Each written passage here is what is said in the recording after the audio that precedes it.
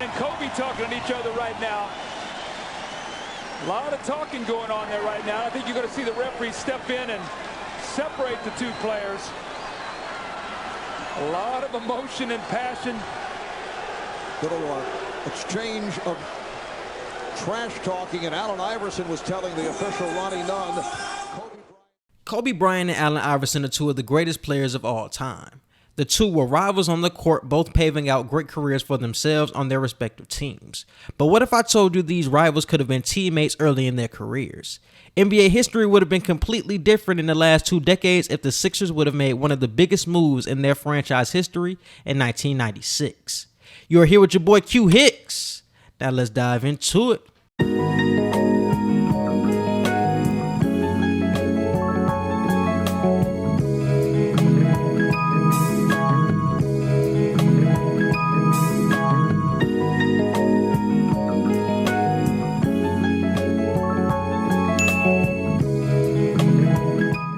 So let's go back to the year of 1995. The 76ers were in the post-Charles Barkley era of their franchise and coming off of 4 losing seasons and were looking for a new face of the franchise. In the 1995 draft, the Sixers figured they found their guy of the future in Jerry Stackhouse, who was taken with the 3rd overall pick in the NBA draft.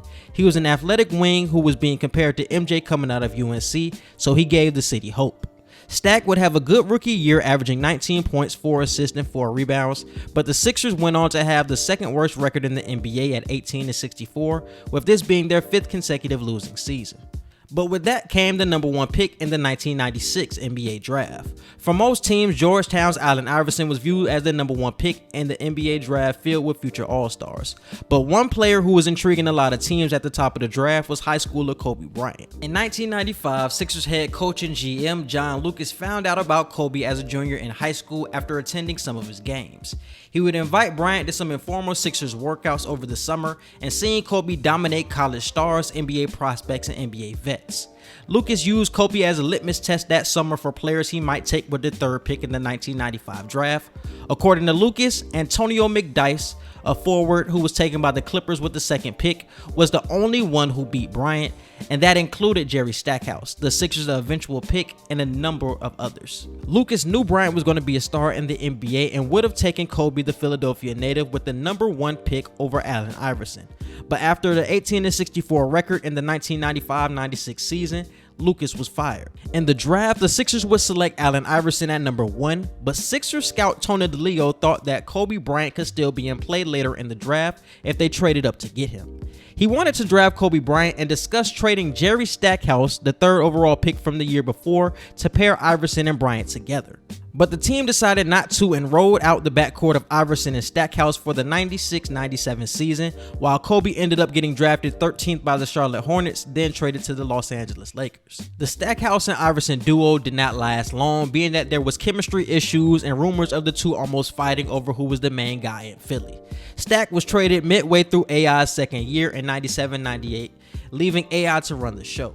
But what if the trade went down with the Sixers and they traded up for Kobe? What happens? Thinking about this what if, 3 questions popped in my mind. First, would there have been any chemistry issues between Bryant and Iverson? I say yes. Like I said before, AI and Stack bumped heads in his rookie year, so he would have had some problems with Kobe as well. Also, if Kobe bumped heads with Shaq in LA over whose team it was, I'm pretty sure it would have happened with AI in Philly.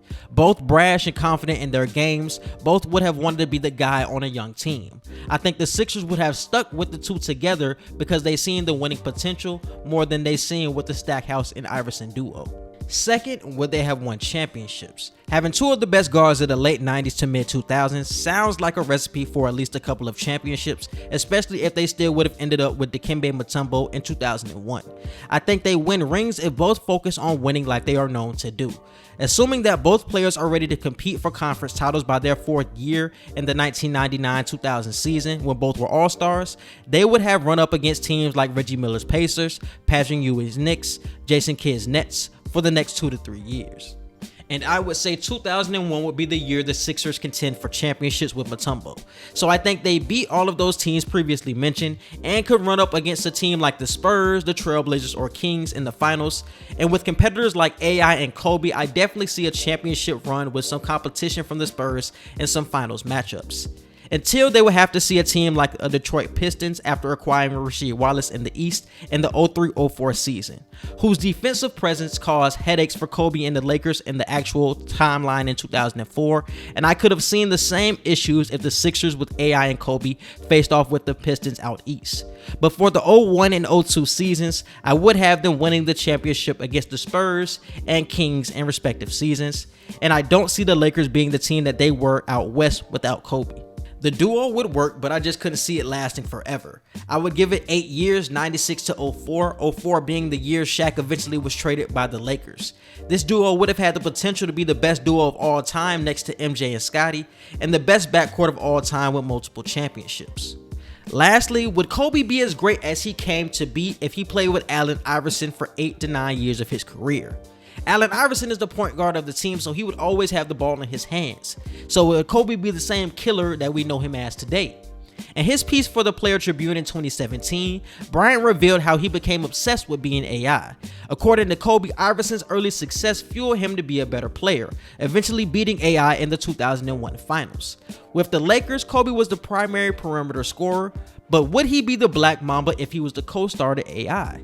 We will never know, but I think when him and AI would end up separating, I could see him eventually growing into what he became to be, but not as soon as he did in the actual timeline with the Lakers. Obviously, both players had great careers on their own, Kobe being a 5-time champ and arguably a top 5 player of all time, and AI being arguably the pound-for-pound GOAT. But AI would be a champion in this timeline, something that was missing throughout his illustrious career in the NBA. But would Kobe be the killer as we know him today? Let me know what you guys think. Would you have wanted to see the duo together, or were they better apart? Drop a comment down below. I just want to thank you guys for watching. If you got all the way to the end, I really rock with you. If this is your first time on the channel, definitely hit that like and subscribe button. Follow me on Twitter, and definitely let me know what you would like to see next. Also, I would love for you guys to check out my sports and entertainment podcast, the Q&E podcast. We also review movies and TV shows, so definitely check us out. We're on Apple Podcasts, Google Podcasts, Spotify, and YouTube. Links in the description. And we out. Peace.